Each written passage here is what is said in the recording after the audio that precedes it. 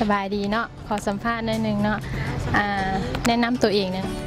เจ้าข้าพเจ้าชื่อนางสินทวีแก้วเมืองวงมาจากบ้านหนองสังทอ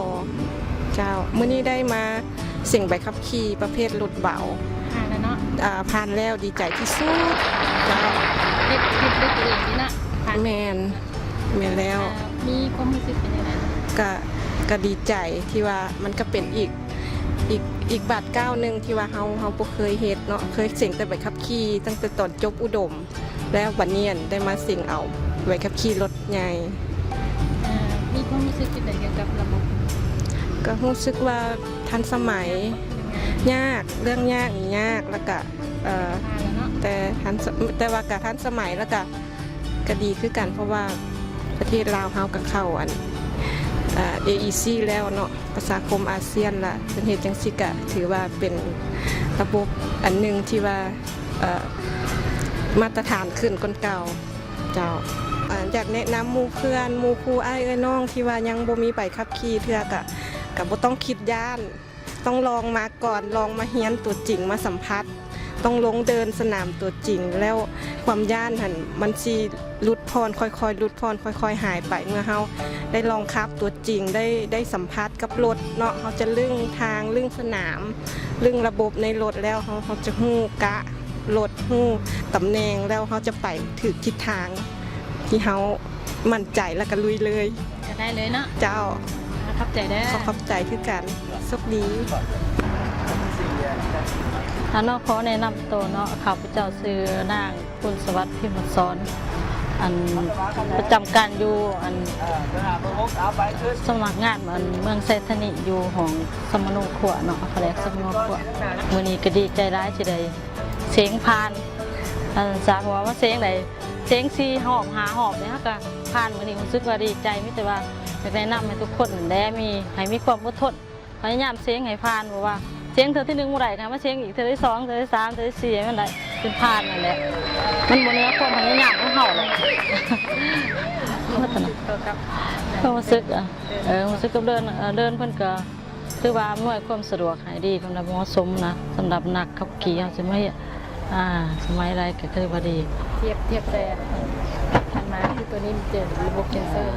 ระบบเซ็นเซอร์เพิ่นก็ทันสมัยคือว่าแบบเฮาสิดอกแดกยังบ่ไหลนะความสมาร์ทตัวเองเลยแม่เลยมาสอบหลายเทื่อสาธิตผ่านความสมาร์ทของเราเองพยายามสุดในอดทนใจสบายดีน้องซื้อเท้าปริญญาอายุ20 ปีตอนนี้เรียนอยู่ปักประสักมื้อนี้กับมาสอบจริงใบขับขี่ได้แล้วกับรู้สึกว่าดีใจการสิ่งนี้ถือว่ายากพอสมควรว่าเขาต้องตอบไม่ถูกเกือบทุกข้อเพื่อที่จะผ่านด้วยและระบบการสิ่งนี้การขับขี่ตัวจริงกับบ่ยากบันไดถือว่าทุกคนสามารถขับขี่ได้เลยก็อยากชวนให้ทุกคนมาเสี่ยงใบขับขี่สำหรับผู้ที่ยังบ่ทันมีเพราะว่าในอนาคตมันต้องจำเป็นแน่นอนเพราะการจราจรเขาต้องได้ใช้อยู่ทุกมื้อทุกวันเลยอยากให้ทุกคนมาเสี่ยงไว้สบายดีข้าพเจ้าชื่อเท้ายอดรักเนาะมีความรู้สึกว่าภูมิใจดีใจร้ายที่ได้มาสอบเสี่ยงยุ่งแทนทิพย์การสอบเสี่ยงการสอบเสี่ยงก็พอใช้ได้ง่ายเชื่อที่1ข้างทำอิฐเลยแน่นผ่านเลยเรียนรถประเภทABC 3 ห้อง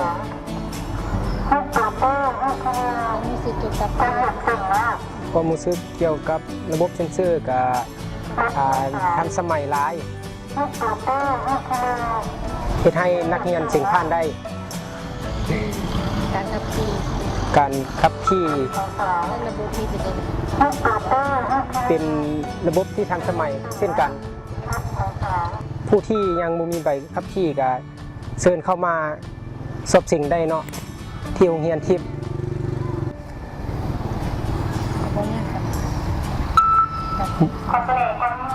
การสอบสิ่งของเพิ่นก็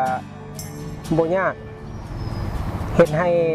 นักสอบสิ่งผ่านหมดสุผู้สุคนขอขอบใจ สวัสดีน้องเสื่อนฝุนนาสาพิมพ์มาสอน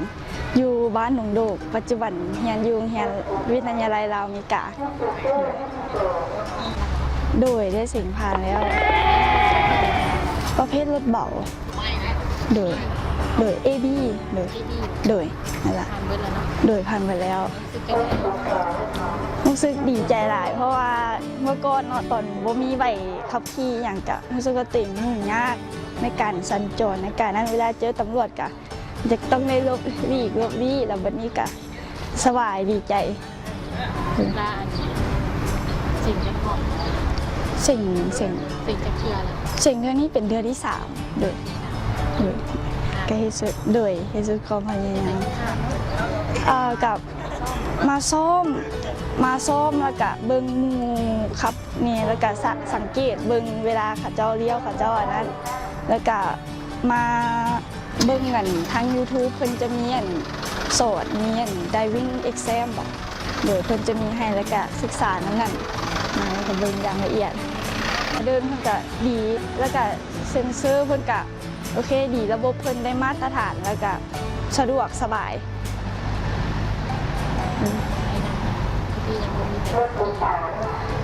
ถึงผู้ที่บ่มีใบขับขี่ก็แนะนำให้มาเฮ็ดใบขับขี่เพราะว่าเฮามันก็1มามันก็สบายในตัวเฮาเองแล้วก็2มาว่ากับว่าเรื่องการสัญจรกับบ่ผิดกฎระเบียบทางอันนั้นแล้วก็อยากให้มาเฮ็ดใบขับขี่เพราะว่ามันก็สิง่ายในหลายๆอย่างท่านสามารถเข้าไปเบิ่งข้อมูลเพิ่มเติมได้ที่ Facebook Fanpage ทิพย์สกุลและอย่าลืมเมื่อเข้าไปแล้วก็ฝากกดไลค์กดแชร์ให้นำเพื่อที่พวกเขาจะได้สร้างผลงานดีๆออกมาให้ทานอีกเรื่อยๆหรือท่านสามารถเข้าไปเบิ่งรายละเอียดและเฮ็ดบททดสอบฝึกหัดออนไลน์ได้ที่เว็บไซต์ www.tipdiving.com ท่านสามารถเข้าไปที่ YouTube เพื่อเบิ่งคลิปขั้นตอนวิธีสอบเสียงภาคปฏิบัติตัวจริงทั้งรถจักรและรถไงสนใจสอบถามข้อมูลเพิ่มเติมได้ที่ 030-501-3154 020-236-88812 020-2249-9981 หรือจะอินบ็อกซ์ในเพจก็ได้ขอขอบใจ